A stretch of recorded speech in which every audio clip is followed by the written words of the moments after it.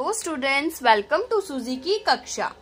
आज के इस वीडियो में हम स्टार्ट करने जा रहे हैं class 8 NCERT geography chapter first, that is the resources. ये बहुत ही ज्यादा इजी और इम्पोर्टेंट चैप्टर रहने वाला है, तो स्टार्ट करते हैं हम क्लास 8 की ज्योग्राफी से।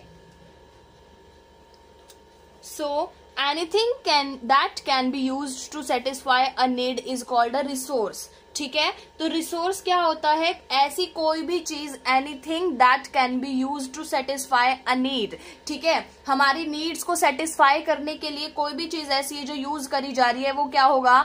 रिसोर्स होगा।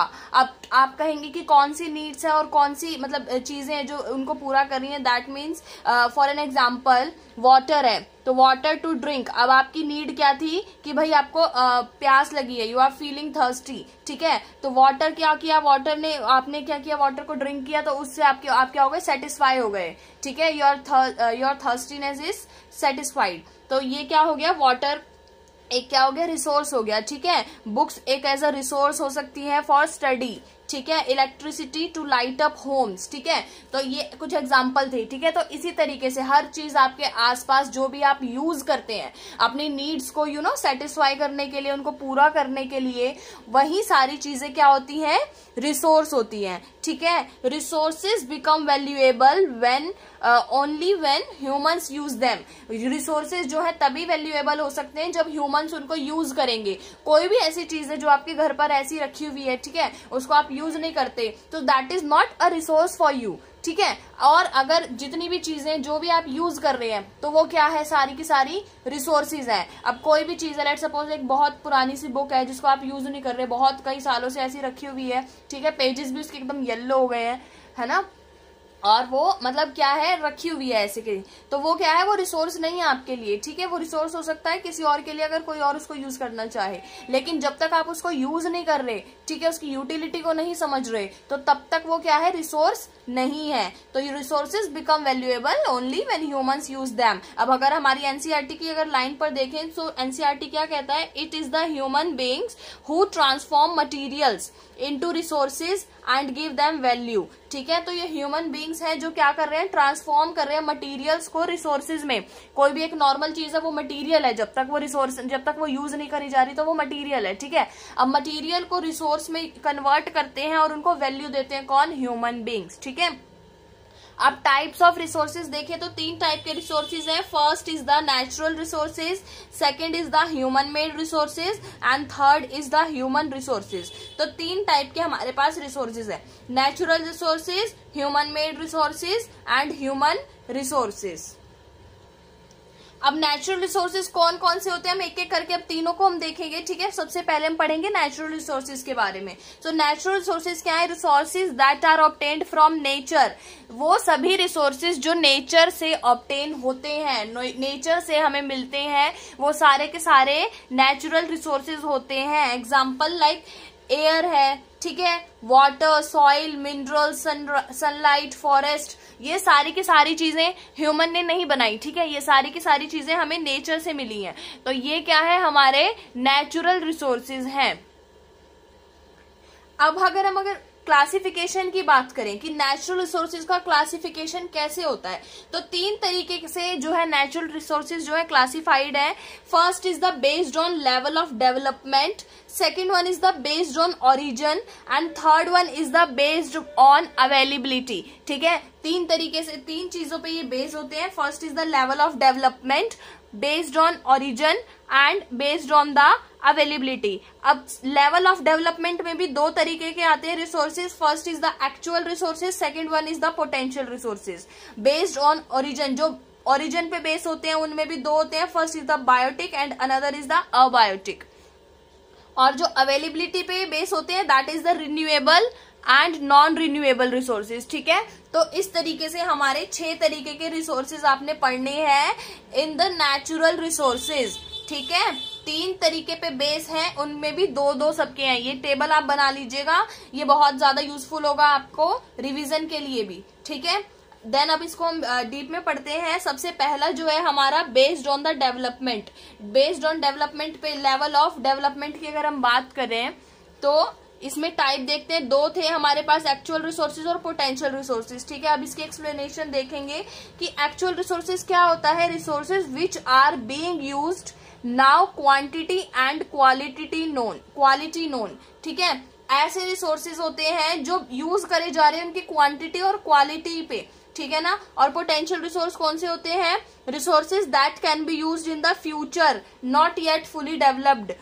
पोटेंशियल रिसोर्सेज कौन से होते हैं? जो फ्यूचर में डेवलप्ड होंगे, अभी तक वो फुली डेवलप्ड नहीं हुए हैं, तो वो कौन से होते हैं? Potential resources. एक्चुअल कौन से हैं? जो अभी आप यूज कर रहे हो उनकी क्वालिटी और क्वांटिटी के बेस पे, they are the actual resources. तो based on level of development में, यानी डेवलपमेंट हुई या नहीं, जिसकी डेवलपमेंट हो चुकी है, that is the actual resource जो आप यूज कर रहे हो राइट नाउ। ठीक है, और पोटेंशियल क्या होगा? जिसकी डेवलपमेंट अभी नहीं हुई है। ठीक है, सो इसका डिफरेंस समझ आया।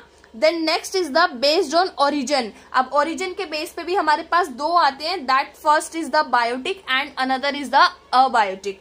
बायोटिक में क्या आ जाता है? लिविंग और लिविंग ऑर्गेनिज्म आ जाते हैं सारे के सारे, लाइक प्लांट्स हो गया, एनिमल हो गया। एंड अबायोटिक इसी का जस्ट अपोजिट होता है, इसमें सारे नॉन लिविंग थिंग्स आ जाते हैं, minerals, airs, metal, soil, air, सारे के सारे जो रिसोर्सेज हैं जो नॉन लिविंग है, वो सारे के सारे किस पे आ जाते हैं? अबायोटिक में आ जाते हैं। Then third one is the based on availability. Availability के बेसिस पे अगर देखेंगे तो रिन्यूएबल एंड नॉन रिन्यूएबल दो तरीके के रिसोर्सेज होते हैं। रिन्यूएबल कौन से हैं? That can B renewed, reproduced naturally. Water, forest, solar energy, मतलब इनको आप क्या है? नेचुरली रिन्यू कर सकते हो। ठीक है, और ये क्या है?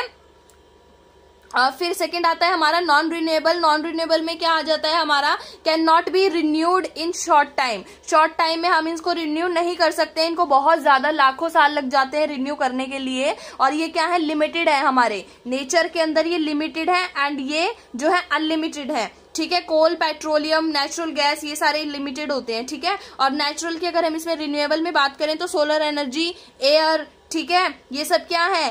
अनलिमिटेड है। लेकिन वाटर की अगर हम बात करें एक्सेप्शन है, फॉरेस्ट की हम बात करें एक्सेप्शन है, क्योंकि यहाँ पर कहीं ना कहीं ह्यूमन की जो कुछ एक्टिविटीज हैं जिससे क्या है? उनकी स्केर्सिटी हो सकती है। ठीक है, तो ये था हमारा resources.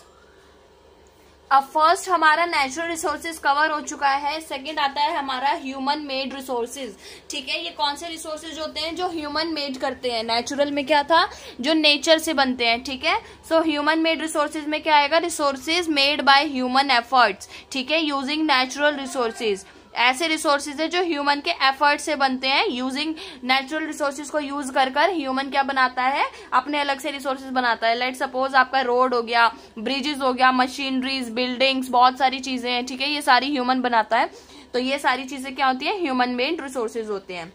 The third one is the human resources. Human resources की अगर हम बात करें तो people themselves are a resources। People खुद ही एक रिसोर्स है एक तरीके से। ठीक है, the knowledge, skills, creativity make them valuable. उनकी जो नॉलेज है, उनकी स्किल्स है, उनकी क्रिएटिविटी है, उनकी थिंकिंग है, उनकी सारी जो एक्टिविटीज हैं वो उन्हें कहीं ना कहीं वैल्यूएबल बनाती हैं। So education and health improve human resources. और जितनी ज्यादा एजुकेशन होगी, जितनी ज्यादा हेल्थ अच्छी होगी, उतना ज्यादा उसको इम्प्रूव करेगा। ह्यूमन रिसोर्सेज को इम्प्रूव करेंगे एजुकेशन और हेल्थ मिलके। ठीक है, एनसीईआरटी की अगर लाइन देखें तो human resources is the most important resources, बहुत ज्यादा इंपॉर्टेंट है। डॉक्टर, टीचर, ठीक है, ये सारे के सारे ह्यूमन रिसोर्सेज में आ जाते हैं। ठीक है, देन एक इंपॉर्टेंट कॉन्सेप्ट देखें अगर हम, वैल्यू ऑफ अ रिसोर्स। किसी भी रिसोर्स की वैल्यू कैसे होती है?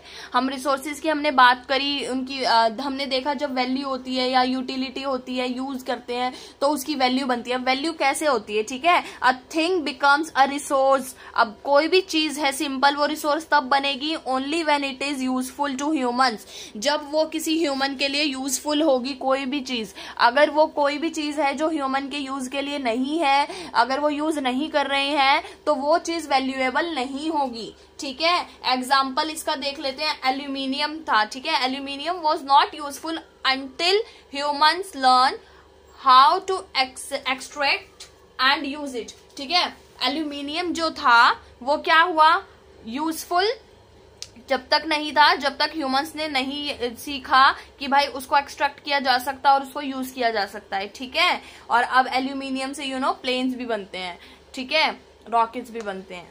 So next topic is the conservation of resources. Conservation of resource की अगर हम बात करें तो रिसोर्सेज आर लिमिटेड। भाई हमें पता है रिसोर्सेज जो है लिमिटेड है, अनलिमिटेड नहीं है, ठीक है। एंड कैन गेट एग्जॉस्टेड, और वो खत्म हो सकते हैं due to the over use. Over use अगर उनका किया जाए या गलत तरीके से उनको यूज किया जाए तो वो एक टाइम पर खत्म भी हो सकते हैं। We must use resources wisely and carefully. तो इसीलिए हमें रिसोर्सेज को जो है बहुत ज्यादा वाइजली और केयरफुली यूज करना चाहिए, वेस्ट नहीं करनी चाहिए चीजें, ठीक है। The next topic is the sustainable development and utility. दो लास्ट टॉपिक बचे आपके इस चैप्टर के, ठीक है। सो सस्टेनेबल डेवलपमेंट क्या है? Using resources in a way that meets present needs without compromising future generation. यानी कि ये क्या कह रहा है कि रिसोर्सेज को इस तरीके से यूज करना है कि प्रेजेंट की नीड आपकी पूरी हो जाए, लेकिन फ्यूचर की जनरेशन को उसके लिए कॉम्प्रोमाइज ना करना पड़े। ऐसा ना हो आज आप पेट्रोल भर भर के यूज कर रहे हैं गाड़ियों में और आने वाली जो जनरेशन है वो आपकी साइकिल पे आ जाए, ठीक है। So balance between us conservation and development. तो इन चीजों के बीच में क्या करना पड़ेगा? बैलेंस करना पड़ेगा कि उनकी डेवलपमेंट भी होती रहे, उनको कंजर्व भी किया जाए और थोड़ा बहुत अकॉर्डिंग टू नीड्स उनको यूज भी किया जाए, लेकिन ऐसे यूज ना किया जाए कि बिल्कुल खत्म हो जाए या वेस्ट कर दें, ठीक है। एंड देन यूटिलिटी, एक टर्म आई थी बीच में कि यूटिलिटी क्या है? इट मीन्स द यूजफुलनेस, ठीक है। यूजफुलनेस ऑफ एन ऑब्जेक्ट, किसी भी ऑब्जेक्ट की यूजफुलनेस की कितना यूज है उसका, ठीक है। और substance to satisfy human needs, ठीक है। तो ये आपकी क्या आती है? यूटिलिटी आती है। सो यही था इस चैप्टर में। बहुत छोटा सा एंड इम्पॉर्टेंट चैप्टर है, इसको जरूर अच्छे से प्रिपेयर करिएगा एंड इसी तरीके से नोट्स बनाइएगा ताकि आपको ये आगे रिवीजन में काम आ जाए एग्जाम के टाइम पर, ठीक है। मिलते हैं नेक्स्ट वीडियो में।